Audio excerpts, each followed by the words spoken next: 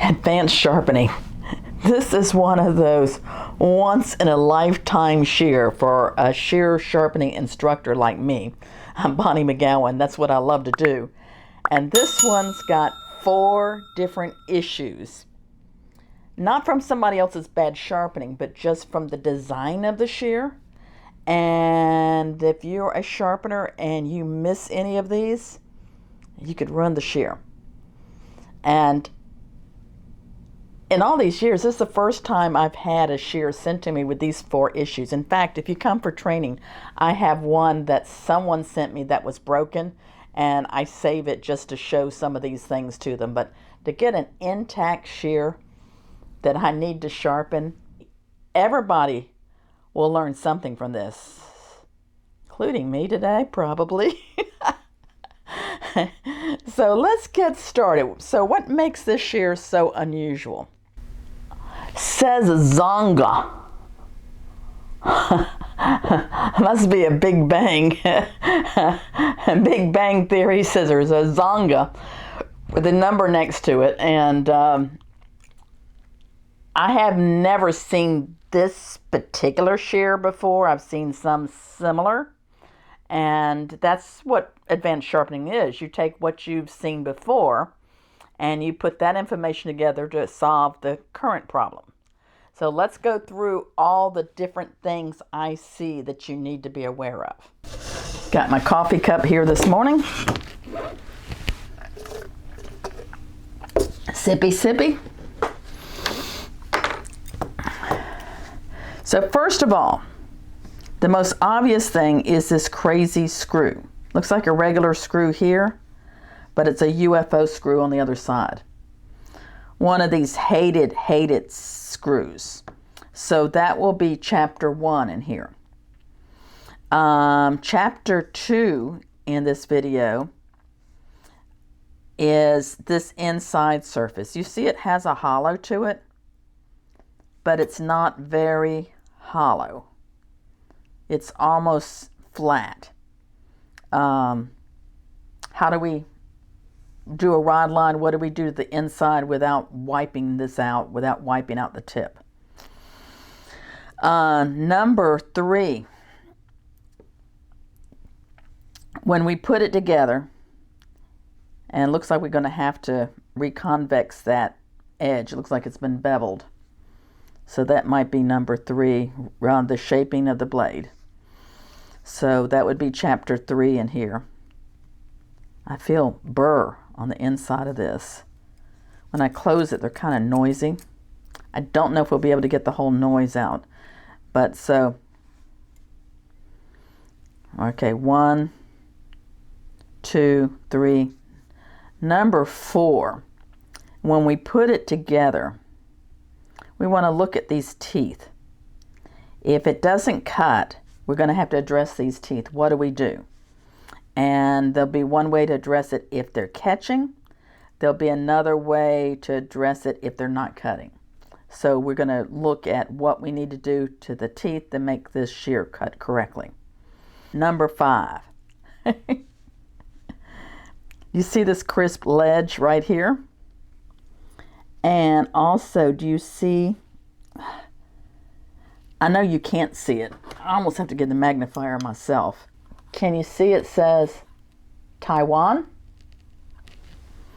That crisp ledge and that word Taiwan tells me, most likely 99% sure, this is a cast shear, which means that when I close it, if the tips don't come together and I want to bend the handle or the blade is catching and it's out of alignment, I cannot bend it without it breaking. So that would be number 5, is how we're going to finally finish it if we cannot do any bending or hammering of any sort on the shears.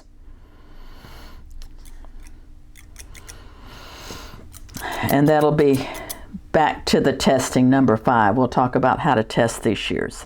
So we're going to talk about testing them before and testing them afterwards. Now, it's always good to test on hair, but that screw is loose. See, when I hold it tight to make it cut, the tooth is catching. I have a feeling this person, they only sent me the one shear. They're from Florida. So it's probably, I hate to say it, so it's probably an older person. I'm guessing that their sharpener took a look at these and it's like, no, no. Or maybe their sharpener put this little beveled edge on it and they didn't cut right, and so they're sending them to me. So let's address the first issue, which is the screw. So fortunately, we have these Pyramid UFO tools. And the newest one, wherever it went to, here we go, has a magnet on the bottom. Now, why is that magnet so important? Because I can sit it on my machine. I can also put it on my diamond stone, see, so it's sturdy. And I can either choose the screwdriver piece or the UFO piece to put in here to hold it. So let me try to find the right size. So I want to, and the first thing I'm going to do is tighten it. I'm not going to take it apart yet. And my advice for most of you, that's the one I want right there. My advice for most of you, strong magnet. If you don't want to take, if you can, sharpen it without taking it apart, because you're just going to get in so much trouble with this screw. Okay, so I've got that steady on here. I guess I should have got this together before I got here. So now I've got the screwdriver part, and I'm going to see if I can tighten it, which I can't easily.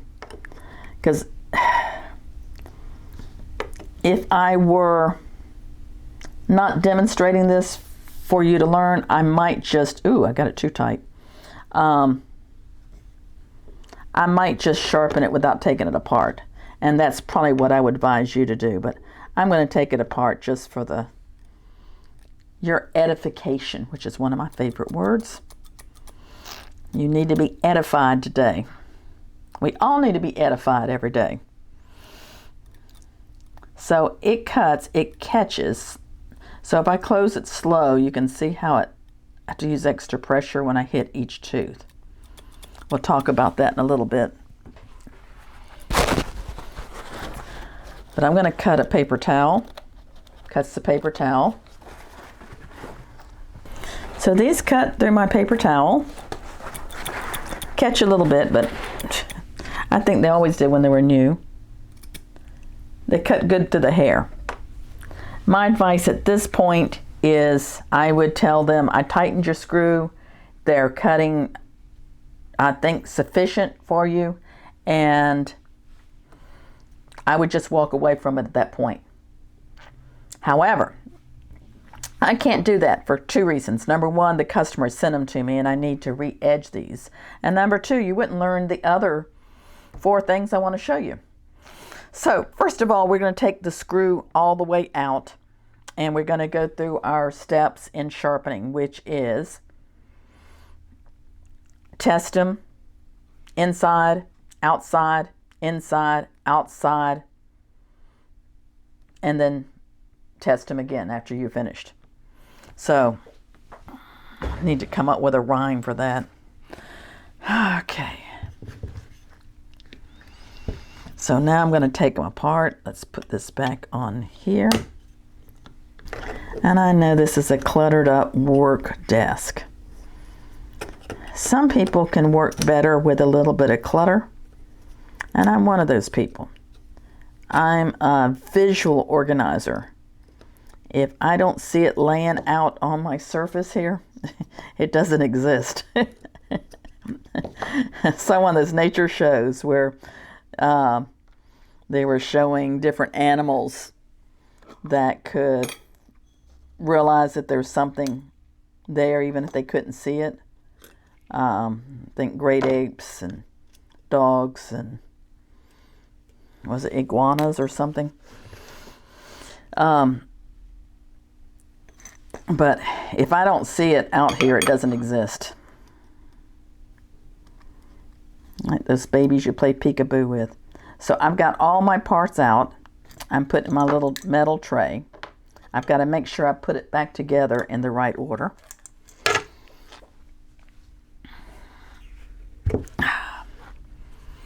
I'll need that later. So let me clean up these shears a little bit. And we're going to address the inside of the blade next. Now these shears do have a ride line. Now that last person that sharpened it pretty much took that ride line off. But you can definitely see the ride line on this side where they left the teeth alone. And there's that backwards J goes around the teeth. And I'll turn this back and forth. Maybe you can see it shine in the light. And goes here. Now if you're new to shear sharpening, there's a hollow that's put into your shears that allows this side to be a little bit higher, the way that hollow is put in, so that when you rub it on a whetstone or something, you get this little shiny line. Now this shiny line is gone from here. Now how much do we need to work to get the ride line in? So this is my second thing I want to show you. This has a very shallow hollow. This is similar to the con blade that the Tondeos have, where it's hollowed here, comes a little higher, and then here.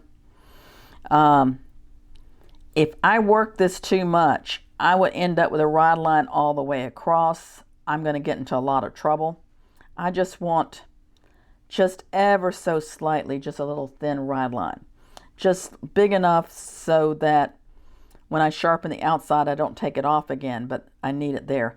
And I can actually feel, if I take my nail, I can feel a burr on the inside here. So in this case, I'm using the diamond stone, not my water stone. I'm starting to use this more and more for times I need to make sure this is very flat, and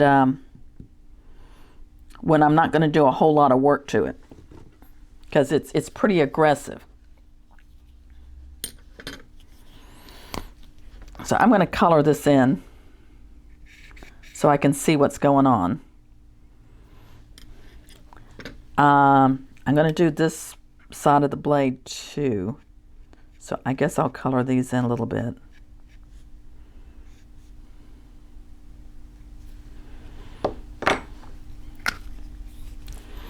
And on this stone, I don't have to use water. This is a diamond stone. This is a medium grit. It's not the finest. It's would feel like maybe a Warren 800. So I don't want to do a whole lot on this. The whole section, all the way down to that corner, all the way up to the hilt. Pressure here, about 9 to 10 pounds pressure. Light out there, and I'm just one time down. Now that got it here, not at the tip, not back there. I don't want to keep working it. I want to go up here in the corner. And that's where we felt the burr on the inside.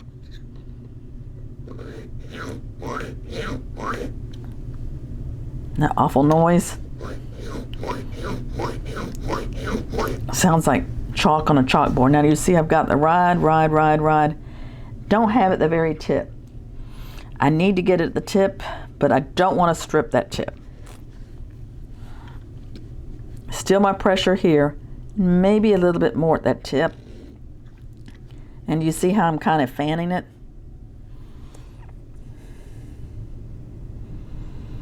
Just a little bit more.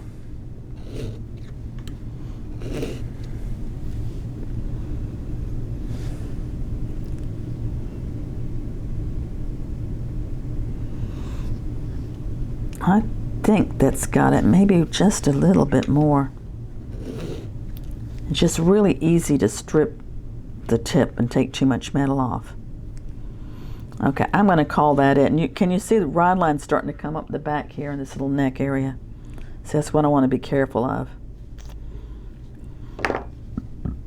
And I'm going to do That might be enough here. Well, I got here, here, don't have those. Always keep this on your stone.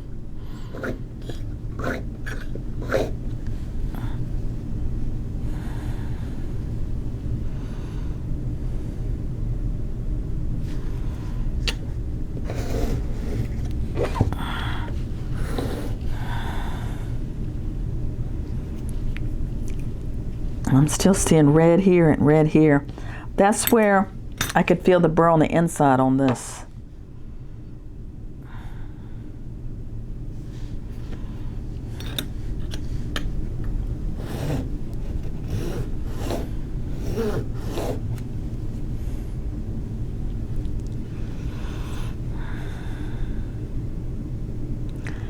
Still seeing red right along the edge there.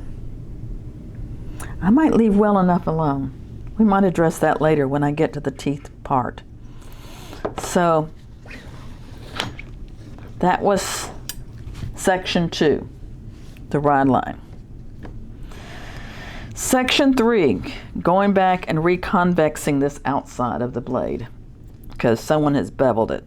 Do I want to reconvex it? Do I want to leave it at a bevel? I think I want to do it like a little bit of a semi-convex. A little bit smoother, a little bit more convexy, but if I do it totally convexy, I'll take off that wonderful word Zonga. They may want that word Zonga. So I won't rock this as much as I might otherwise. So let's go to the machine. So this is my Cymic scissor flat hone. We actually make these in-house. They're handcrafted. All the parts the USA made. Actually, my son-in-law Mark, who is an electrical engineer, works at Georgia Tech, does the assembling of these. I happen to have on here Warren 800. I think I need something a little bit more aggressive than that. Let's see what I've got here. Here's a Warren 400. So this is grit.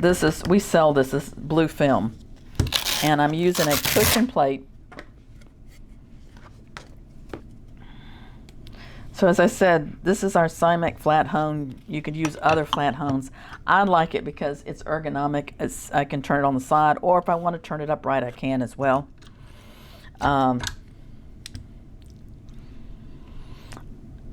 clamp has numbers on it. I've got it set at 45. I'm going to take it down to 40. It doesn't have, they're not slide cutting with it. And I'm having to go back, fix this edge. I think 40 is going to be right. I'll do a scratch test. What's a scratch test? I'm going to put it in the clamp at the angle where I think it is. I'm not going to turn the machine on. I could turn it on if I wanted to, just turn it on and touch it. But normally I just hold it by hand. And I'm just seeing where I am on the scratch test. And that's at 40, and I'm nowhere near the edge. You see where the red came off? It's not near the edge, it's way back. So my question is, do I want to bring it up to 40 or leave it at the angle that's on here?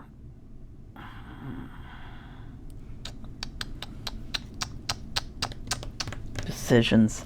There's a lot of problem solving, a lot of decisions to be made when you sharpen. Especially when you get into something like, I've really never seen this particular shear before. So I don't know what it's supposed to be. I do know someone else has sharpened it before me.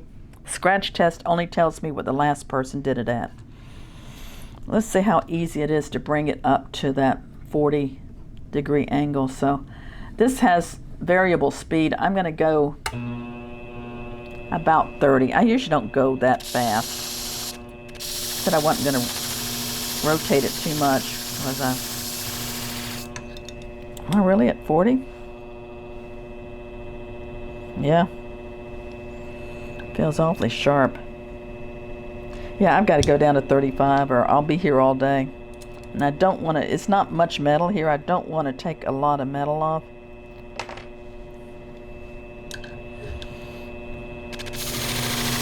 I don't need to do a lot of rotating because the bevel is so flat that with me doing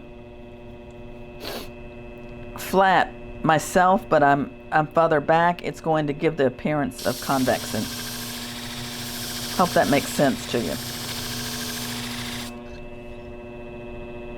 Wow. Let me let you look. I'm nowhere near the edge. Can you see that? See the red way? Yeah. All right, do I want to go blunter? No. I'm gonna go to something more aggressive. What do I have over here? I might even use a flat plate.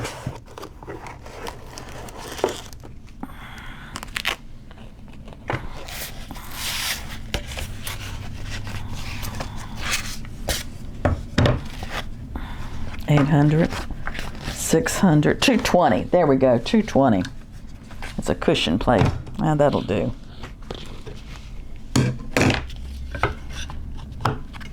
That's the coarsest thing I've got is $220. And it feels warm on my fingers. I might need to spray it with some water.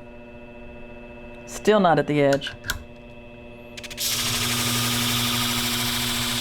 And that blade is so skinny.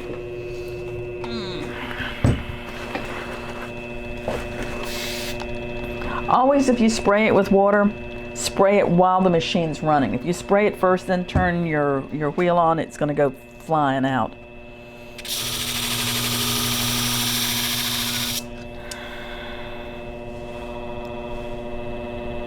Man, still not at the edge. Gee.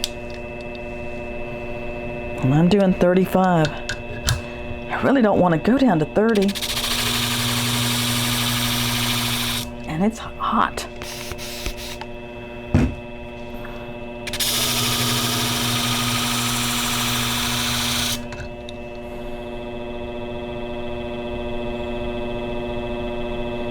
Not there yet. Come on.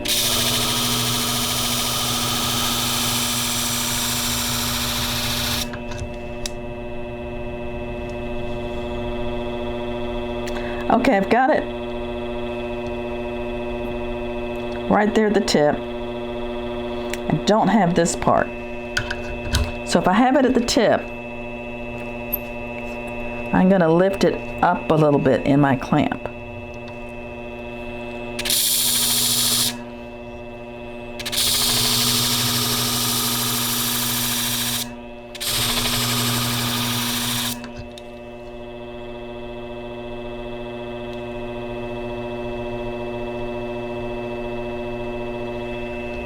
Crazy. A little bit faster.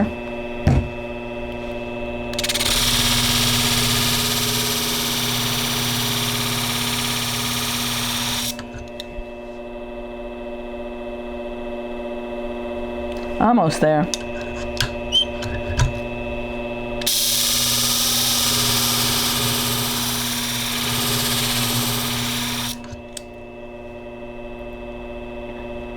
Right on the cusp of it. I think I'm going to finish getting it all the way there with my 400 grit.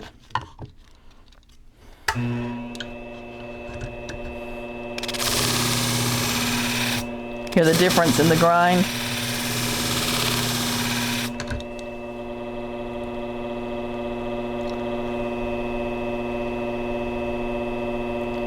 I have a burr from here to here. Don't have it up there.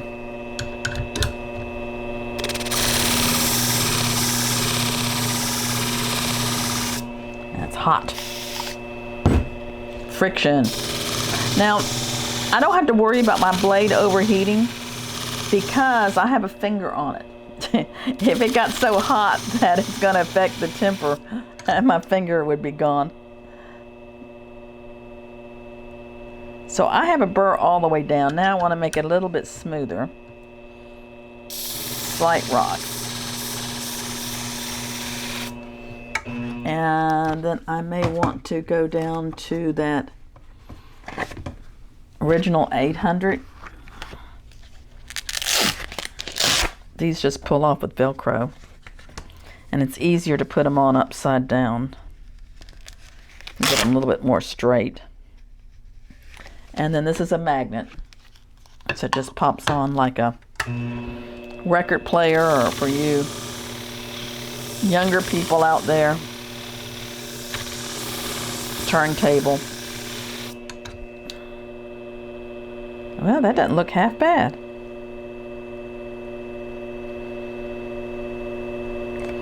I don't have a burr back in here.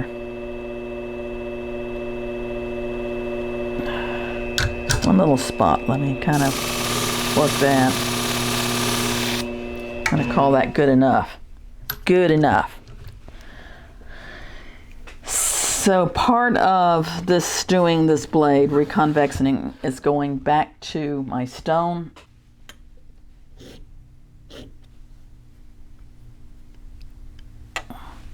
I'm going in the corner because I'm still feeling burr right here. Don't overdo it. I like that. I got that. Now I've pushed some burr to the outside and I can feel it with my thumb. I could probably run a cotton ball or something over it and tell it. I'm using a well-worn polishing pad. I want to put it on a flat plate, which I know I had a flat plate here a minute ago. Here we go. This has diamond spray. This happens to be 3 micron. I'll give it a few more squirts. And it also has, well, sip of coffee.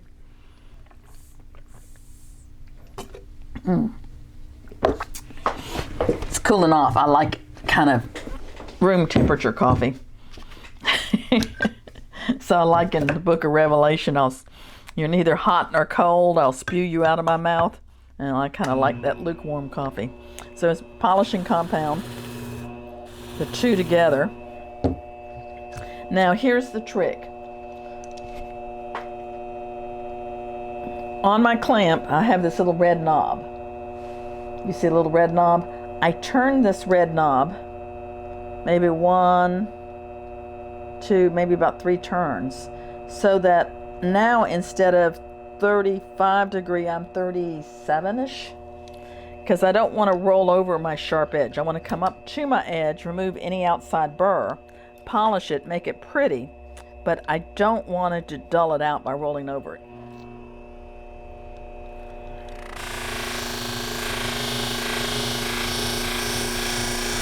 And I'm going a little bit faster, if you see.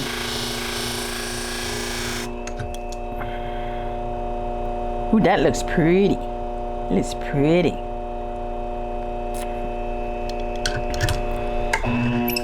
And you can kind of feel with your microfiber cloth. Feels smooth. It's important you clean up your blades before you reassemble them. And I'm going to need to reassemble them before I go to the next step to address these teeth, if I've got to do anything on these teeth. Now I do have some red on the teeth. And the fact that I couldn't get a good Rideline on the teeth kind of makes me worry a little bit. If I'm going to have issues with them cutting. Oh, they cut good before, so that gives me good hope. Now this is interesting. I see something here. Let me see if you can see this in the light. And I'm hoping you can see this. When I turn this back and forth to the light, there's like a white line right along the edge from here to here. I don't think I got a burr there. So when I hold this in the light and I turn it back and forth, I can see it, I hope you can, like a white line here to here. Putting it on the magnifier, I don't think is going to help. Getting the light just so, there's like a white line from here to here. My eyes are trained that when I'm wiping it off, it's like, ooh, that pops out at me like a freight train. But you have to be trained to look for that. I'm hoping that'll show up. There looks like almost a little nick right there too. You see how that little sparkle? So I probably don't have a burr right there. When I hit that with my nail, it's catching. So what do I do? Before I put it together, I want to address that. I might go back and polish it a little bit more. I might go over it with my handy dandy nail buffer.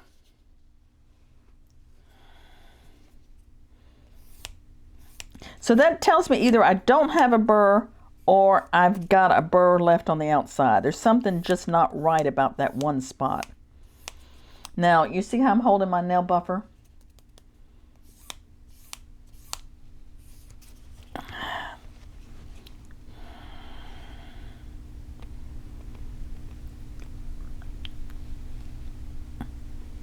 I'm still feeling it. I'm still seeing that little nick right there.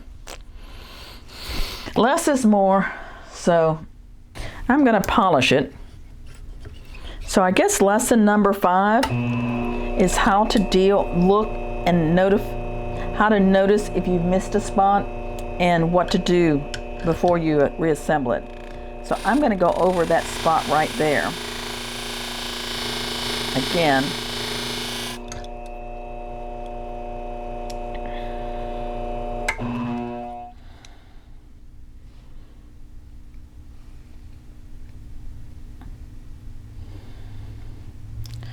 I still see it.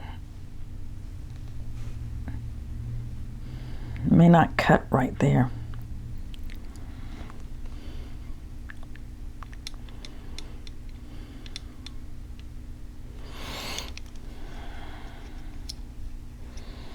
All right, so I had my angle set at 35. I'm going to move it down to like 34.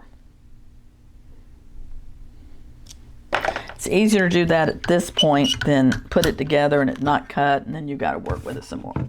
So I'm going back to my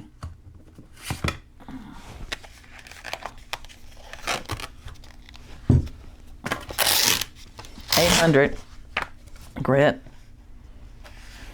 and hopefully I can pull up a little bit of burr at that spot and then all the way down. So I'm actually doing a little micro bevel here, concentrating on this spot here, but I'm going all the way down so the angle will be the same. So I've got a burr again. I definitely have a burr in that spot I was worried about. Going back to my stone. See, that's the area. So this blade is most likely out of alignment. And there's not anything you can do about it except work the stone.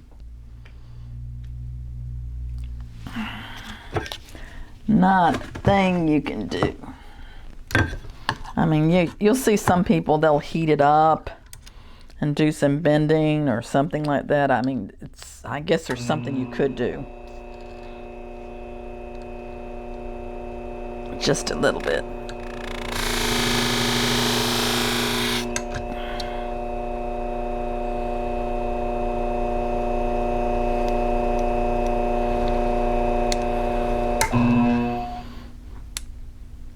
Okay, that spot's gone.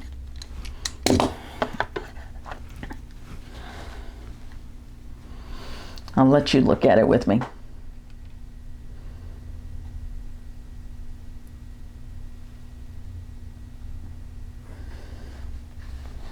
So that is that issue number 5. Remember that white line that we had here? That is gone. It's not there.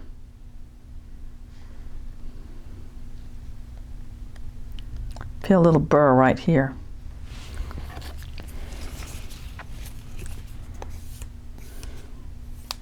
Nail buffer is always handy. No burr. All right, so issue 6. I hope I'm keeping up with these numbers right. I have a tendency to get mixed up. But this has got a lot more things going on to it than I earlier anticipated, which is cool. I haven't made a really good video like this in a few weeks. And, so now I have to remember which goes in which hole. Now this is one of those unusual shears. I always talk about the square peg goes in the round hole. Well, what do you do if both holes are round and both pegs are round? Well, you just have to remember. I remember this white one was here, clear one, which I'm thinking that's not the original washer. What do you think? I think the original washer probably fit in that hole. This would probably be the original washer on the back. So I remember it had the regular screw on the outside and this one was on the inside. So I'm going to go look for a washer that'll fit in that hole. I don't believe that's the right washer. White washers. I want something about that size. Now we sell washers and oops. And our washers, they'll have a size like 55.5, which means 5.5 millimeters on the outside, 5 millimeters on the inside. So I mean, if you really want to get down to it and measure it, I usually just kind of stick it in the hole. And that one that flew out at me looks like the right size. So that's going to go in here. I like that better. And then this washer is a nice soft washer. Tweezers sometimes are helpful on this.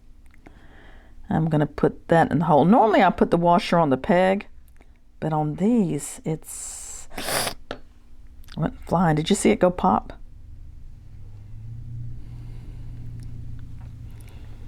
Wish I had some tweezers around here. Maybe I do. Here's some tweezers. Now you see how that's kind of cup shaped, so we want to put that in the hole. I'm scared to put it on the peg, which is the way I normally do because it's so little. Okay, now this peg is going to go in there.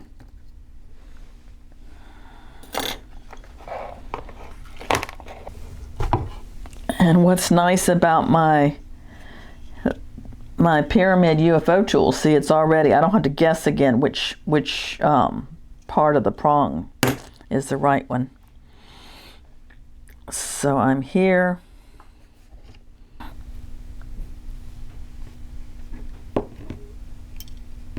I'm going to get this started. I can usually start it with my fingers a little bit. I don't know if it's going to be cooperative today.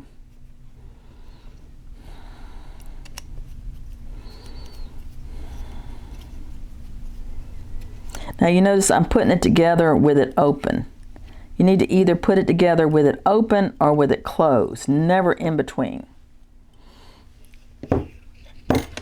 Ouch, pinched myself. That magnet is strong.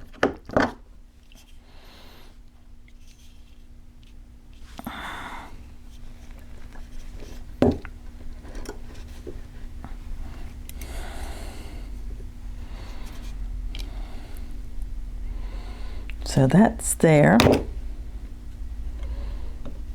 and I'm up here.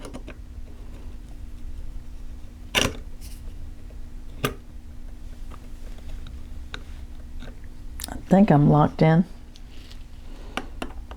We'll find out in a minute, won't we?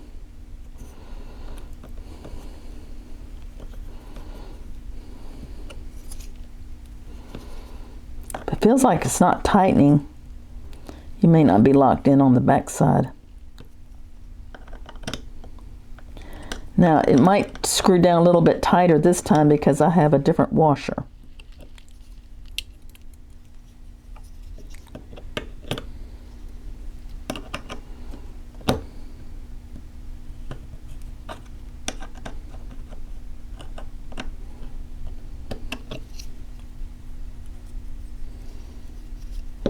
Now, I don't know if I have it tight enough, but I'm going to do my first close. And then I'll adjust it. My first close is going to be on a paper towel. Definitely needs to be tighter. And it's catching all the way down. Hopefully when I get it the right adjustment, it won't catch. But that's something we were going to talk about. What to do if it does catch or doesn't cut. So the key at first is the right adjustment. You see how that swings? So it's catching as it goes down. And remember when we did the Rideline, it was still red at the teeth? That's because the teeth on this are ramped a little bit. So I've got a couple of issues. I've got a couple of ways I can ramp it. This keeps it from catching. Now, you can't go on the machine. I don't know if you can see this, but each tooth is slanted. And not only is it slanted, but it's got like a little barb that comes up. The purpose of that is so that when the blade closes, when it leaves one tooth, it touches the next tooth. And that's what makes it smooth. But the teeth are catching a little bit.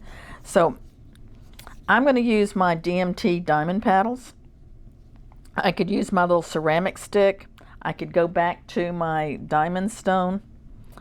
This one is medium. I never can remember what the colors mean.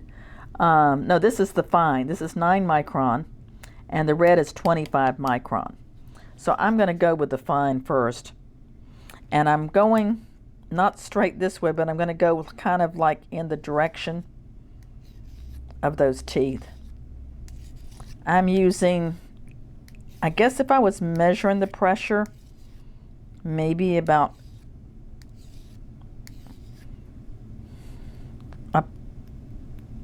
not quite a pound of pressure.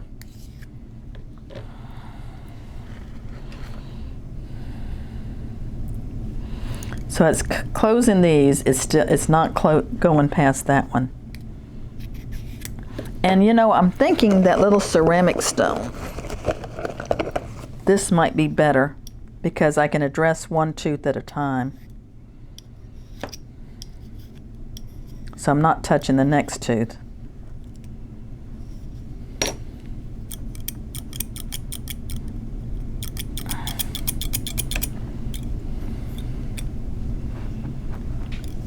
So you want to give it a good wiggle. And I want to tighten it a little bit more.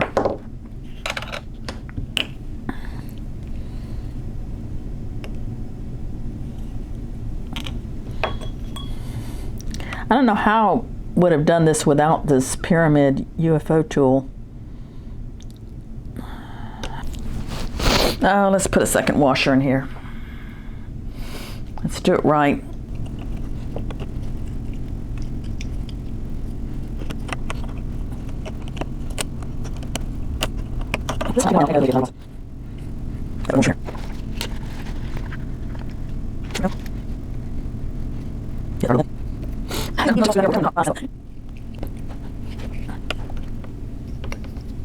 And now tighten it down.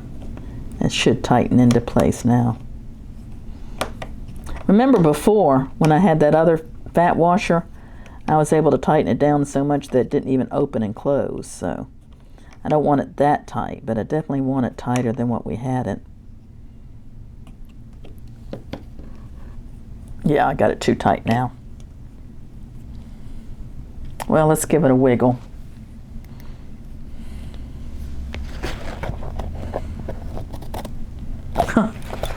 Well, you know what? It's too tight, but I like the way that cuts.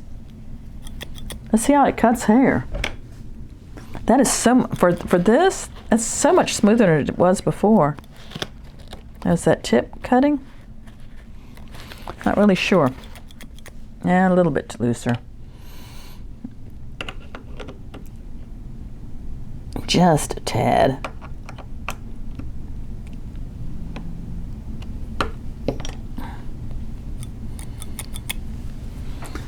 was my little scrap of hair. There we go.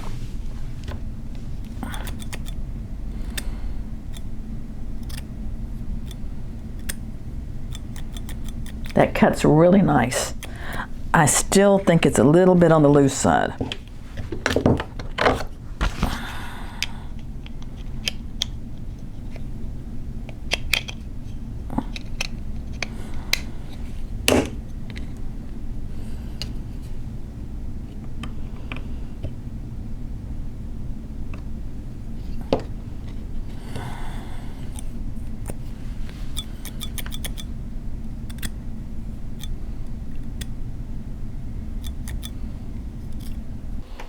So the last thing I want to say about these, do not try to bend them or hammer them. They will break. I'll give you an example. This is the same brand of shear. It's my show and tell. And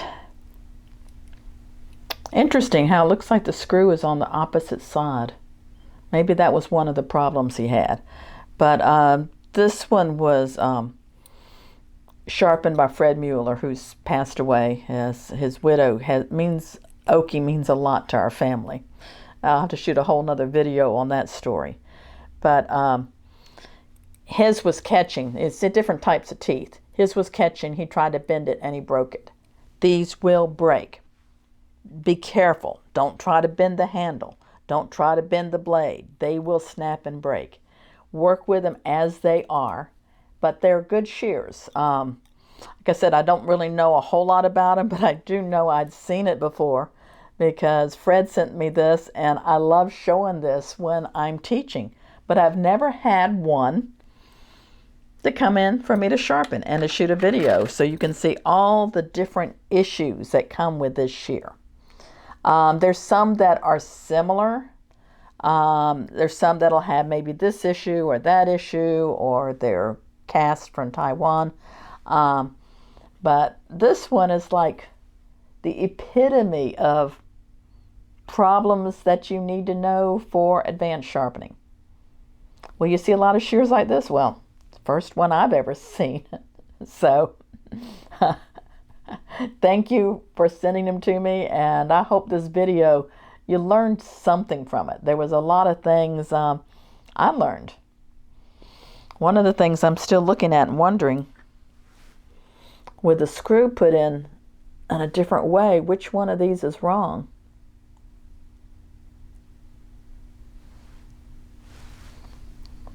Does it matter?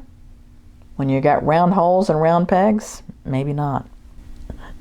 Now, I've got a lot of other videos. I think this one that's going to be popping up here is the one that'll be really helpful to you. I'll try to put something that goes along with what we covered on this one. And if you want to do any beginning training, advanced training, that's what I do. We're here in Atlanta, which is the busiest airport in the world, and we're easy to get to. Hey y'all, I hope you're staying sharp. This is Bonnie McGowan, your red-headed sharpener here.